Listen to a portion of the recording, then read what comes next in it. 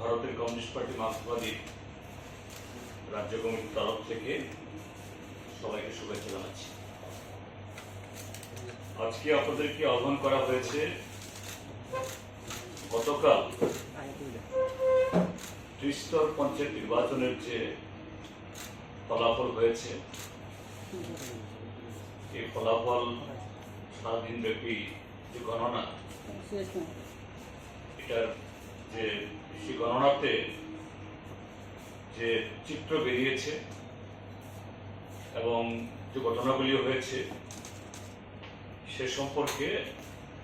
আমাদের রাজ্যবাসী দৃষ্টি আকর্ষণ করার জন্য এই ফলাফল বহু দিক থেকে অত্যন্ত তাৎপর্যপূর্ণ এই কারণেই শাসক দল শুরু থেকে তাদের যে জনবিচ্ছিন্নতা, তাদের যে গত 6 বছরের অপদার্থতা, গত 6 বছরে আমাদের রাজ্যের সমাজ জীবনের সর্বত্র যে ক্ষত সৃষ্টি করেছে, দুর্নীতি, গণতন্ত্র হত্যা, একনায়কতন্ত্র প্রতিষ্ঠার চেষ্টা ইত্যাদিতে, তার বিরুদ্ধে আমরা আগেই বলেছিলাম বারবার, এই রাজ্যের সংখ্যাগরিষ্ঠ মানুষ এটাকে গ্রহণ করছে না।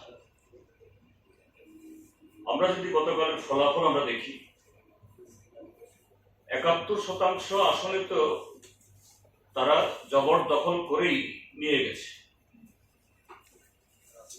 যে বিভিন্ন রাজনৈতিক দলকে, বিরোধী দলকে, বিশেষ করে মার্ক্সবাদী কমিউনিস্ট পার্টির যারা প্রার্থী, তাদের রক্তাক্ত করে, একজনকে খুন করে মনোনয়ন দাখিল করতে দেননি। তারপরও মাত্র 29% আসনে যেখানে প্রার্থী রাখা সম্ভব হয়েছে, সেখানেও প্রচার করতে গিয়ে নানাভাবে তারা বাধা সৃষ্টি করেছিল, ইনক্লুডিং যে 8ই আগস্ট যেদিন ভোটদান হয়। তো গতকাল দেখা গেছে যে কটা জায়গাতে যে ফলাফল একটু মানুষ প্রতিরোধ করে ভোট দিতে পেরেছেন, এবং শুধু